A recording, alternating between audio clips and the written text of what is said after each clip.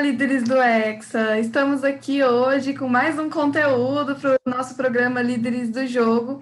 Hoje a gente está com uma convidada muito especial que já participou aí do MEG, então tem muito conhecimento para trazer para nós, tanto de dentro do MEG, agora na sua trajetória também de pós-júnior. Então, muito obrigada de novo, Marcela, pelo convite. Pode se apresentar e começar o conteúdo já. Obrigada, querida. Oi, gente, tudo bem? É um prazer sempre estar de volta. Muito feliz de estar aqui, muito grata pelo convite também, principalmente. Bom, eu sou Marcela, mas todo mundo me chama de Má. Eu sou originalmente do Rio de Janeiro, então fiz parte da Express, da Rio Júnior também. Depois de um tempo, fiquei alguns anos na EJ, mais alguns anos na Rio Júnior, fui presidente, fui de comercial, fui de educação empreendedora, enfim, tive uma grande penca de coisas que eu fiz no Movimento Empresa Júnior, que eu não vou ficar aqui contando tudo, senão vai demorar muito tempo. Mas depois acho que vim para aqui para São Paulo, que foi onde me aproximei mais do movimento paulista, assim. Vim como Brasil Júnior aqui para São Paulo, então tive o prazer de participar de alguns eventos de vocês, foi muito massa a experiência, então é muito bom estar de volta podendo ajudar vocês.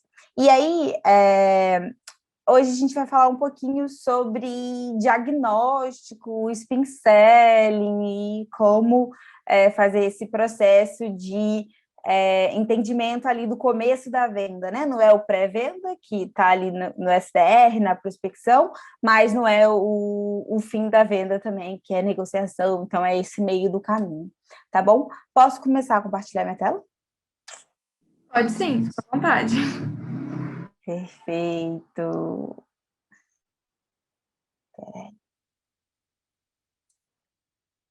Tá dando para ver direitinho? Tá, sim. Ótimo. Bom, gente, para começar, eu já trouxe uma pergunta que eu acho que é o ponto principal de quando a gente fala sobre diagnóstico, né? Que é como eu posso fazer um diagnóstico efetivo. O que isso significa? Muitas vezes a gente vai para uma reunião e a gente faz um diagnóstico que é mais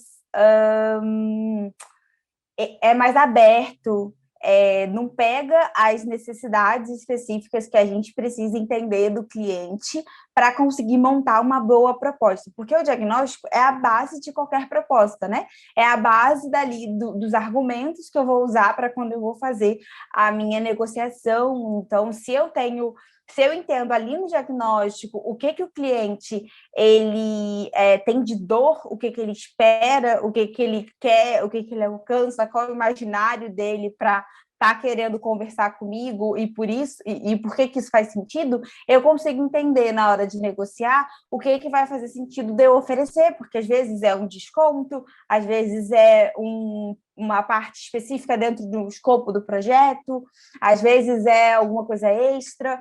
Então, são várias coisas que eu posso fazer de alguma forma, mas para isso eu preciso fazer um diagnóstico efetivo ali naquele primeiro momento, né? Então, esse é muito importante. E, além disso, como eu falei, é uma ferramenta para entender dor e construir a melhor solução. Então, nada mais é do que isso, o diagnóstico é isso. E aí, e por que ele é tão importante numa negociação, né? Quando o diagnóstico ele não é feito de uma forma correta, assim como a qualificação, por exemplo, eu vou para uma negociação, eu vou para a linha de frente ali, sem uma retaguarda boa, eu vou sem argumentos, eu vou sem base para aquilo que eu preciso fazer. Então, por exemplo, se eu não faço uma boa qualificação, eu vou ter um cliente que não é qualificado passando por todo o meu funil e eu vou estar perdendo tempo com ele. Quando eu faço um diagnóstico ruim, eu vou ter uma negociação que não é baseada em argumentos verídicos e bons e eu vou ter uma negociação ruim ao longo de todo o processo até no final, quando ele me der a negativa, né? Então, por isso, o diagnóstico ele é tão importante. E aí, para falar sobre ele, eu acho que tem milhares de coisas, assim, que se vocês procurarem, que vale a pena falar sobre diagnóstico, mas uma delas, acho que é a mais forte, que foi o que eu e a Laura, a gente conversou um pouquinho sobre falar para vocês, que é basicamente o spin selling, né? Então, a gente tem ali uma ferramenta que é muito útil, foi inventada há muitos anos atrás, sobre pessoas que eram negociadores, assim como a gente, e que precisavam entender como fazer esse processo de uma forma efetiva. E aí, por isso, eles inventaram essa técnica de spin selling, que eu vou explicar um pouquinho melhor o que é. Mas, antes de tudo, eu acho que tem algumas regrinhas que a gente precisa entender sobre ele.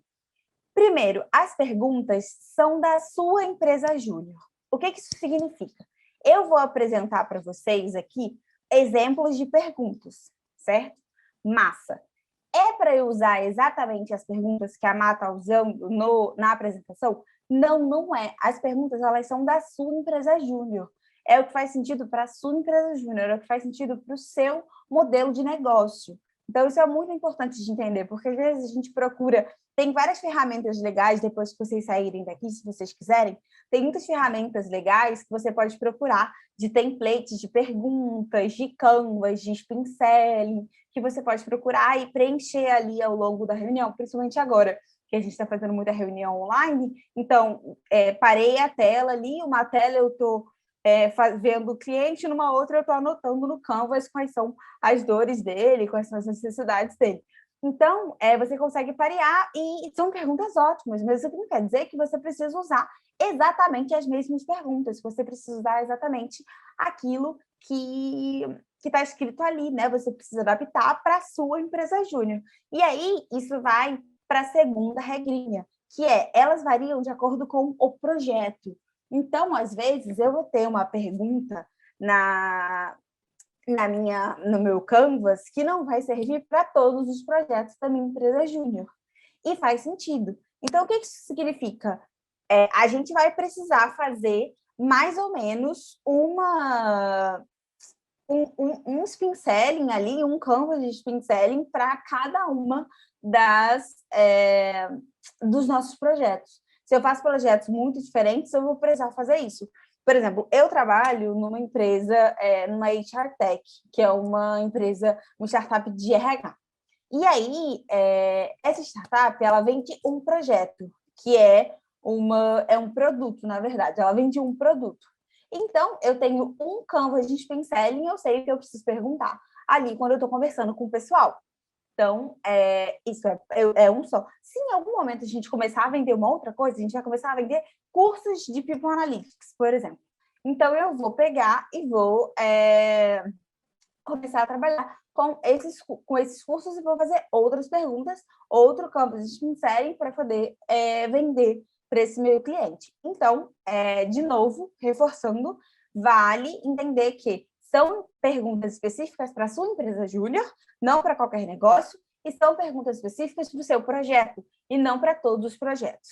E, além disso, não dá para criar pergunta demais. Então, não dá para... São 4 fases, né? Já dando um spoiler aqui. São 4 fases. Eu não posso ter, em cada fase, 10 perguntas. Senão eu vou ter 40 perguntas para fazer durante a reunião de diagnóstico. É insuportavelmente cansativo eu fazer 40 perguntas. Porque, o cliente, ele precisa falar muito. Então, se ele falar muito, eu vou conseguir fazer 10 perguntas, e botando muito para cima ainda, mas eu vou conseguir fazer 10 perguntas dessas 40 que eu tenho. Além disso, eu não vou conseguir aprofundar do jeito que eu preciso, e aí a minha proposta vai sair rasa, então isso é muito importante, isso não pode acontecer de forma alguma. E terceiro, vai ser cansativo para mim, porque eu vou me perder, ele vai falar as mesmas coisas, vai ser cansativo para ele também, porque ele vai ficar se repetindo muito. Então, não dá para ter perguntas demais. Ali, 2, 3 perguntinhas para cada uma dos materiais, né? Para cada uma das etapas, é suficiente para a gente fazer o processo, tá bom? Então, vamos ao dito cujo e famoso spin selling. Vamos lá, galera. perguntas. O S é de situação. O que isso significa? Quando eu falo de situação, eu estou falando sobre o contexto do meu cliente. Eu estou falando sobre aquilo que ele vivencia dentro da organização dele e que o externo influencia também. Então, o que isso significa?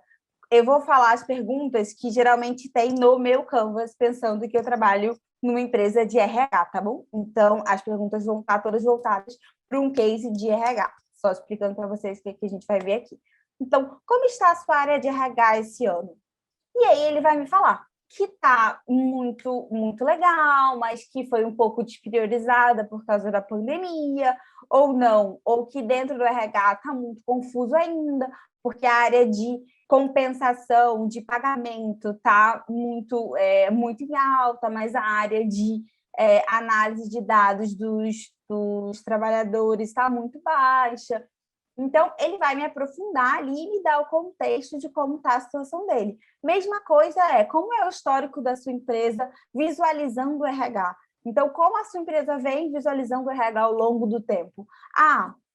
Ela vem levando muito a sério, a galera valoriza muito o RH, ou não, a galera acha o RH só ali para pagamento, ou não, a galera acha o RH meio sem foco, sem meta.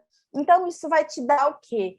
Rapport, isso vai te dar entendimento de causa, isso vai te dar uma empatia para quando você for falar todas as outras letras do spin com ele, isso ser uma coisa legal, profunda, compreensiva. Então, isso é muito importante. Esse é um dos processos principais para você conseguir entender os porquês dele, né? O porquê que ele está ali, o porquê que ele começou a querer... Por que ele está ali no sentido de por que ele está na empresa, né? Até, não por que ele está ali falando com você, mas por que ele está ali na empresa, naquele lugar, qual é o propósito dele, o que faz sentido para ele. Porque, muitas vezes, eu acho que é importante a gente entender isso, que a gente está negociando com uma empresa e a gente está negociando com uma pessoa.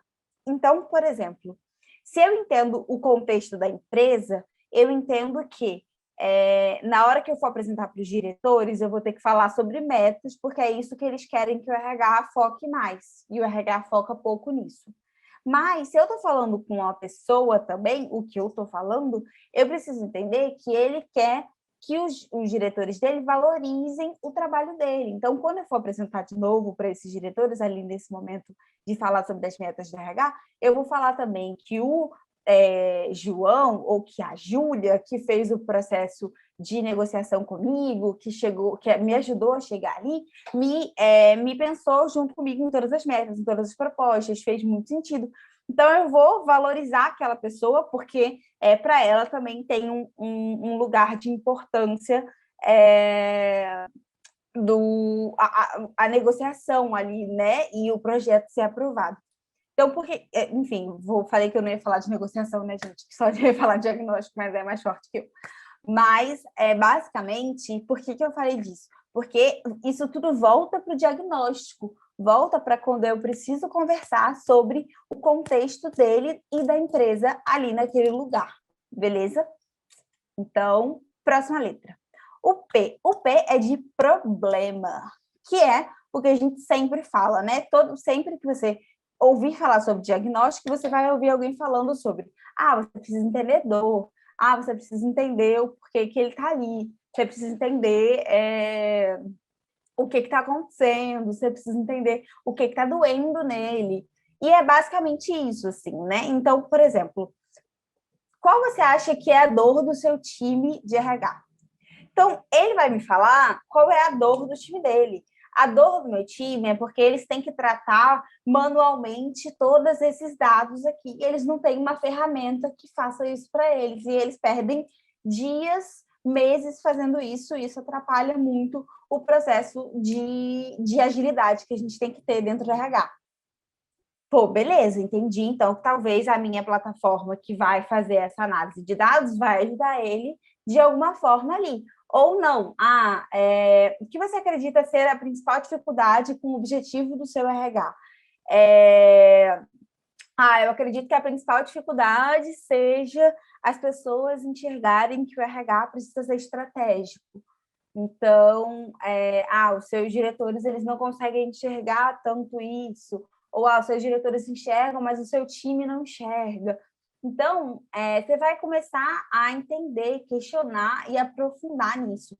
E aí, aqui, acho que vale reforçar uma coisa muito importante, gente, que é o seguinte: eu falei para vocês que é mais ou menos umas 3 perguntas por letra, né? Por categoria ali. Mas nessa, se necessário, vale aprofundar para uma quarta, piramidar em cima da resposta. Ele te respondeu que a dor dele é porque não tem plataforma. E por que não tem plataforma? Alguém nunca quis ou não tem grana para comprar? E por quê? E assim vai. Então, vale piramidar em cima das respostas dele, se necessário. Se for uma resposta mais objetiva e clara, e você não ficou com nenhuma dúvida em cima, tudo bem, segue a vida, faz só as 2, 3 perguntas que tiver ali e tá tudo bem. Mas o objetivo principal é que ele levante ali, que sugere questionamento na cabeça dele, tipo, nossa, por que isso está acontecendo realmente? Qual é a dor? O que eu tô sentindo? O que meu time está sentindo? Para que eu quero isso? E então essa clareza que ele precisa ter é muito importante ao longo do processo, tá bom? Aí a gente vai para a terceira letra, que é o I. E o I, ele fala um pouco sobre as incertezas. Ele fala um pouco sobre as dúvidas ali, né? Então, o que isso, de alguma forma, tem de problema? O que isso pode gerar de dor? Essa dor que eu falei pode gerar de dor em cima disso, pode gerar de problema se eu não resolver, por exemplo. Então, vou dar um exemplo, né? Mas só para eu entender, isso eu falando para ele, né? Só para eu entender, não bater essa meta terá o que de malefício para você? Porque eu conheço, por exemplo, a empresa X, que teve 50% do time afastado, foi super complexo, a gente estava até vendo um case sobre eles. Isso ele vai ficar preocupado e ele vai ficar reflexivo e ele vai ficar, caraca, será que isso em algum momento vai acontecer com a minha empresa também? Será que eu corro o risco de ter o meu time afastado, de ter o meu time demitido em algum momento? Ou você já tentou conversar com seus gestores sobre o que esse problema pode gerar? Sobre o que isso pode agravar para a empresa de vocês? A mesma coisa. Então, se for alguma coisa mais direta, você pode até trazer.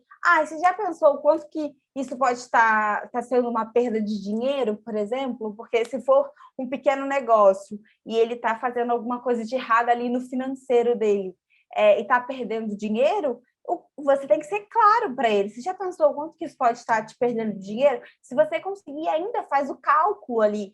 Olha, X, Y, Z, mês 1, mês 2, mês 3. Nossa, olha só quanto que você está perdendo. Olha o quanto. Você precisa deixar ele reflexivo e entendendo um processo de dor, assim, sentindo essa dor, de fato, esse problema e essas incertezas que vão gerar em cima disso, né? E, por último, a letra N, que nada mais é do que a necessidade que a gente tem que gerar ali no nosso lead, né? Então, mas só para eu entender também, o que poderia acontecer se você decidisse contratar uma plataforma para fazer essas análises? Pensando no meu exemplo. Se ele falou para mim que ele tem ali a dor de que o RH não é estratégico, e ele falou depois que essa dor é porque a galera perde meses ou semanas fazendo análises bobas. E eu falo para ele o que aconteceria se você contratar uma plataforma para fazer isso, ele vai me responder, tipo, nossa, de fato, se ele nunca tiver pensado, nossa, de fato, nunca tinha pensado nisso. Se ele já tiver pensado, ele vai falar, já pensei, mas acho que isso nunca encontrei. Ou já pensei, mas nunca encontrei um preço. E aí você tem um gatilho para isso, assim. Isso é um gatilho para você na hora. Nunca encontrei porque não tive preço, nunca encontrei porque não achei uma plataforma legal o suficiente. você já vai puxar ali para, poxa, que massa, vou te apresentar aqui a minha para você ver. Se der um match, se tiver alguma sinergia, a gente pode apresentar, você me fala do budget, a gente discute o que faz sentido, o que não faz, e a gente aprofunda nisso, assim. Então, esse momento de necessidade é para a gente gerar desejo e para a gente trabalhar com o imaginário. Uma coisa que eu falo, não sei se alguém que estiver vendo aqui já foi em alguma palestra de vendas minhas, eu sempre dei algumas no médio, mas eu sempre falo que vendas tem muita relação com o imaginário, assim, né? Quando você vai comprar uma blusa no shopping, você experimenta aquela blusa, você se olha no espelho, você se imagina numa festa com aquela blusa, você se imagina saindo com a sua namorada com aquela blusa, você se imagina fazendo um monte de coisa com aquela blusa, indo num barzinho, fazendo, enfim, você se imagina fazendo muitas coisas com aquela blusa, e aí aquela blusa faz sentido que você compra. E você nem precisa experimentar, às vezes. Experimentar é uma parte do processo quando você gosta de experimentar. Se você não gosta, se você é mais daquele tipo que olha, vê, analisa, gostei, comprei, o mesmo processo acontece. Você se imagina com ela, se imagina em algum lugar, se imagina fazendo alguma coisa, e aí você compra e depois você vai querer estrear, você vai querer sair com ela, você vai querer fazer alguma coisa. Esse é o processo básico de uma compra, assim. E isso funciona para todo tipo de compra. Isso não é só para compra de coisas, de produtos físicos. Isso é para qualquer tipo de compra. Se eu quero fazer uma compra de uma plataforma, eu preciso enxergar o quanto que aquela plataforma vai fazer sentido para o meu negócio. E o quanto que... E me imaginar mexendo na plataforma, e me imaginar economizando dinheiro na plataforma, ou economizando tempo, ou economizando...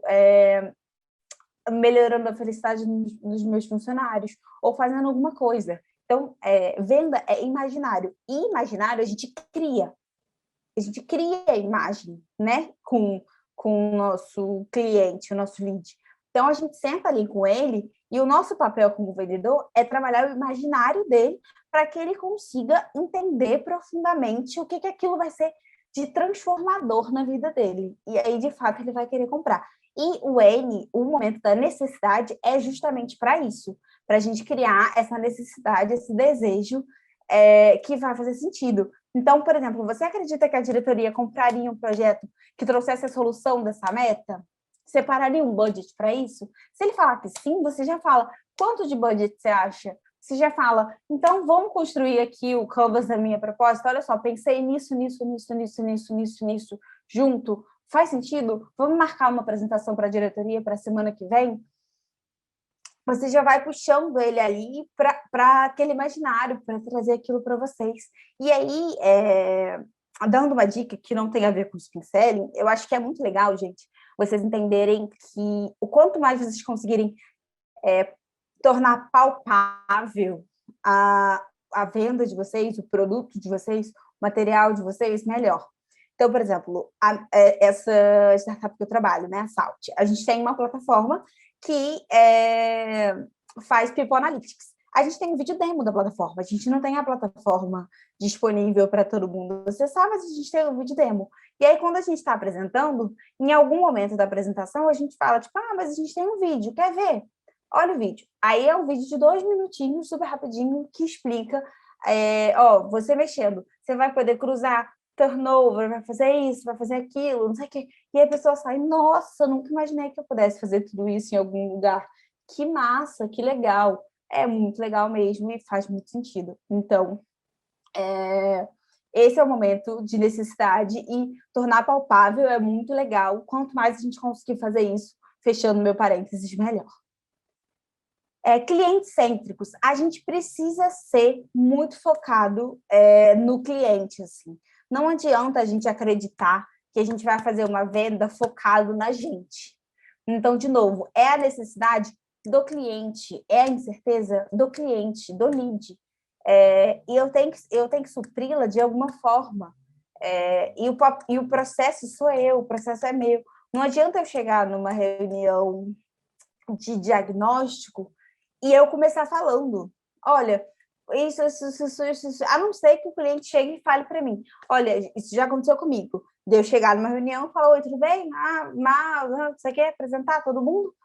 Aí o cliente fala, então, minha expectativa aqui é conhecer a plataforma de vocês, conhecer as soluções, entender o que faz sentido. E aí, eu não vou falar para ele, não, eu quero saber primeiro de você, depois eu falo de mim. Eu vou falar, tudo bem, eu te explico, depois a gente conversa um pouco sobre você, para eu entender também o seu lado. Mas, inicialmente, a gente já chega, olha, trazendo S, P, I e N. Então, eu já chego trazendo, qual que é o contexto? Qual que é a sua situação? Qual que é o seu problema, sua dor? E o que você está vivenciando hoje? E assim por diante.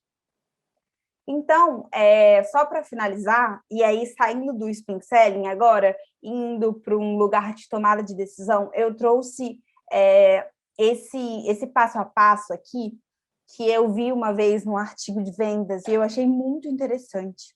E aí eu decorei isso, assim, sempre que eu falo sobre vendas, assim, eu gosto de trazer, né? A gente tem 3 passos para a tomada de decisão. Então, a gente tem, primeiro, o passo 1, o cérebro decide. Então, por exemplo, a compra da blusa. Estou passando no shopping, olhei, quero comprar uma blusa. Ou estou na Centauro, olhei, quero comprar esse lindo tênis. Muito legal. Aparece na sua consciência racionalmente. Então, ele conscientemente vem para a sua consciência. Você vai para um processo de aceitação disso. Pronto, essa é a palavra. Um processo de aceitação disso. E aí você age de acordo com essa decisão. Então, isso é muito rápido, assim, é coisa de segundo. Você vê, toma a decisão, assim que você decidiu, isso aparece na sua consciência, você aceita e você age de acordo com isso. Isso é um processo que ele tem que ser razoavelmente rápido. Então, por que a gente sempre fala, todo vendedor sempre fala, meu processo de vendas não pode ser muito lento, eu evito que seja um processo muito rápido. E olha que, por exemplo, lá na empresa, a gente tem um processo de 3 meses, que é um processo bem lento, assim. Mas a gente evita, a gente tenta fazer ele em menos meses do que 3 meses. Por quê? Porque é muito importante que a decisão seja tomada rápido, chegue no cérebro, já aceitação e voz de acordo. Pá, pá, pum, pá, pá, pum. Porque é muito isso, é um impulso de compra que você geralmente tem ali. Então, é a mesma coisa na tomada de decisão de um projeto ou de um produto, só que um pouco mais lento, claro, mas é a mesma coisa. Tem que ter um imaginário e tem que ter um processo de tomada de decisão ali, que você tem que estar junto e acompanhando e fazendo o processo de conversar para entender como que faz sentido. Boa. Lau, como eu sou de tempo...